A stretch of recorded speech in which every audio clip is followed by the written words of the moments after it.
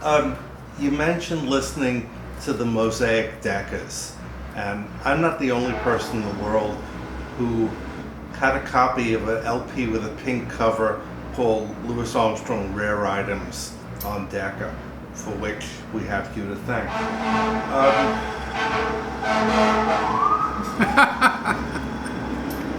Well, we mentioned Sun Ra earlier.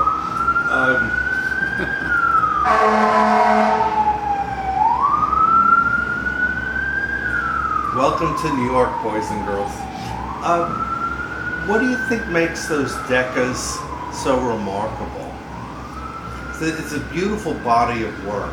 Well, this I think connects with what I was saying before, because the material he was given was, at the time, music publishers had a great influence on the recording industry and what was recorded. Publishers were plugging the song sheets, had big sales, and people don't remember that. People had pianos at home, and people would, there were small bands in each little town, and sheet music was a seller. And then they also wanted to get songs played on the radio. Of course, they wanted to get them recorded. So Jack Catt was running Decca, and Jack he was not at all stupid musically. He was very good. But they had things that were given. In fact, Swalla had the same thing, stuff was handed to him that he'd never seen before and recorded it. With Louis, it was literally because the big band, they had to do some rehearsing of the arrangements or whatever, and arrangements had to be written. I think what is happening there is that you get a good cross-section of, we're talking 1935 to 1940 approximately, a little bit. With Louis coming back from Europe, the longest time he'd ever been away from the US, and the longest time he had not recorded, because he did have one record session in Europe, and those recordings were not released in the US. So people hadn't actually heard him on record for quite some time. And it was a new thing. So he was ready for being, so to speak, reintroducing himself to an American audience with contemporary material. And this is almost all contemporary.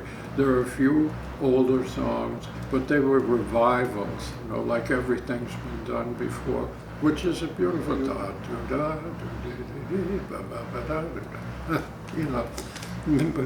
but most of them were contemporary types. So he does, the music goes round and round.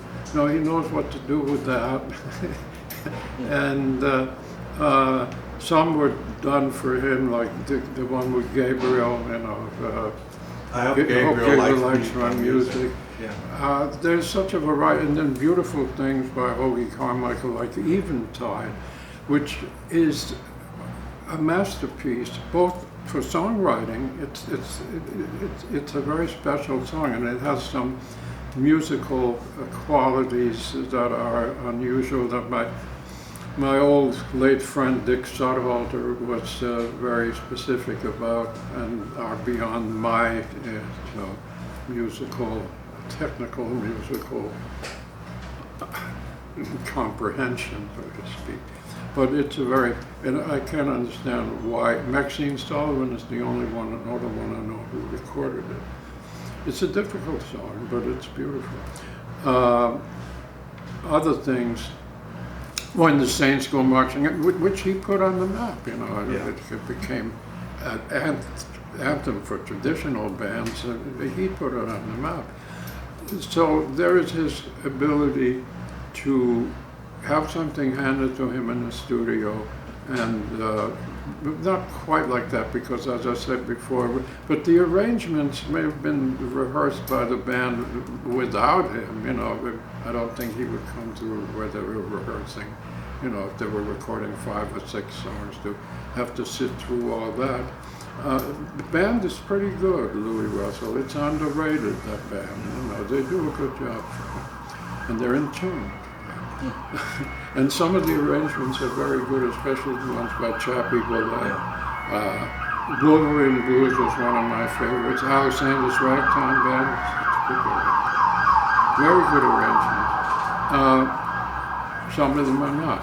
But what makes all those Deccas special, it's like the cross-section of materials. You mean you have standards like I cover the waterfront, and you have all these other things that are, and you have the older things like everything's been done before, and there's some that are even older than that. In the gloaming.